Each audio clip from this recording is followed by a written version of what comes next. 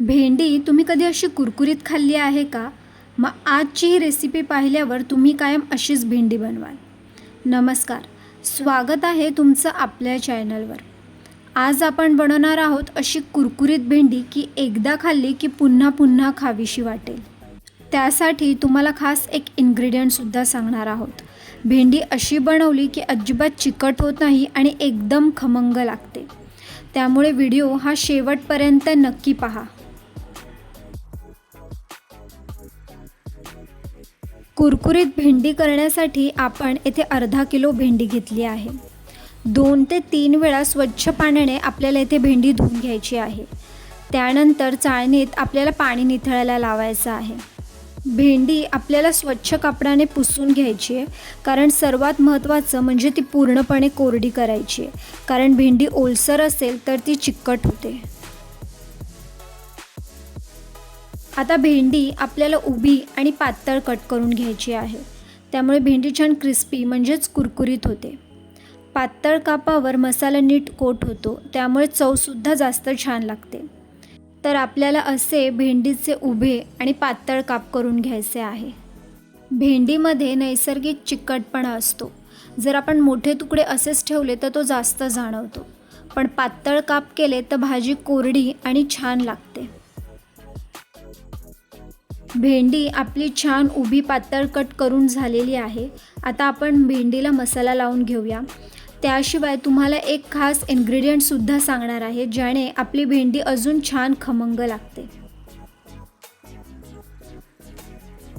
आता आपण भेंडीला छान मसाला लावून घेऊया.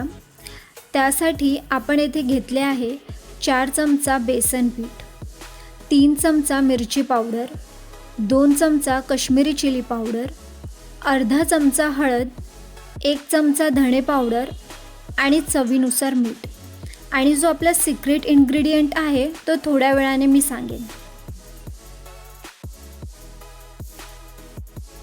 आता आपण हे जे सर्व साहित्य आहेत म्हणजेच बेसन, लाल तिखट, हळद, मीठ, आपण हे सर्व मिक्स करून घेणार आहोत. आणि मिक्स करताना आपण येथे अजिबात पाण्याचा वापर केलेला नाही आहे. तुम्ही लाल तिखट आहे ते तुम्ही तुमच्या आवडीनुसार कमी जास्त करू शकता. आणि हवं असेल तर तुम्ही तांदळाचं पीठसुद्धा ॲड करू शकता. त्यानेसुद्धा आपली भेंडी छान खमंग लागते.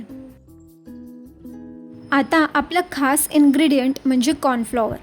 तर आता आपण येथे 3 चमचे कॉर्नफ्लॉवर घालायचं आहे आणि मिक्स करून घ्यायचं आहे. कॉर्नफ्लॉवरमुळे जो मसाला आहे तो भेंडीवर चांगला स्टिक होतो, त्यामुळे चवसुद्धा अजून वाढते. म्हणजे एक हलकं कोटिंग तयार करतं तळताना किंवा परतताना, आणि ते कोटिंग क्रिस्पी होतं. म्हणजे आपली जी भेंडी आहे ती खूपच खमंग आणि कुरकुरीत होते. आणि त्याशिवाय जे भेंडीचे काप आहे ते सुद्धा वेगवेगळे राहतात. नाहीतर भेंडी आहे ती कधीकधी एकमेकांना चिकटते. भेंडी आपल्याला हाताने छान मिक्स करून घ्यायची आहे. आणि काही वेळ म्हणजे 2 मिनटं आपल्याला असेच ठेवायचे, जेणेकरून जो मसाला आहे तो भेंडीला छान लागला जाईल. पण आपल्याला जास्त वेळ ठेवायचं नाही आहे, नाहीतर भेंडी आहे ती चिकट होऊ शकते. तर तुम्ही बघू शकता की मसाला आहे तो भेंडीला छान लागलेला आहे. तर आता आपण भेंडी तळायला घेऊया. कढईमध्ये आता आपण तेल गरम करायला ठेवलं. तेल गरम झालं की आपण भेंडी तळायला घ्यायची आहे. आपल्याला येथे थोडी थोडी भेंडी टाकायची आहे, म्हणजे जास्त ओव्हर क्राऊड करायचा नाही आहे. आणि 2 मिनटं न हलवता अगोदर आपल्याला भेंडी तळून द्यायची आहे. आणि मग त्यानंतर आपल्याला हलकंसं हलवायचं आहे. भेंडी आपल्याला गोल्डन ब्राऊन होईपर्यंत मध्यम आचेवर तळून घ्यायची आहे. हाय फ्लेमवरती तळायची नाही आहे, नाहीतर त्याने भेंडी जळू शकते. तुमच्या घरी जर भेंडीची भाजी कोणाला आवडत नसेल तर ही रेसिपी नक्की ट्राय करून बघा. त्यांनासुद्धा आवडेल. म्हणजेच न खाणारे सुद्धा खातील अशी रेसिपी आहे ही. आपली जी भेंडी आहे ती छान तळून झालेली आहे. गोल्डन ब्राऊन कलर आलेला आहे.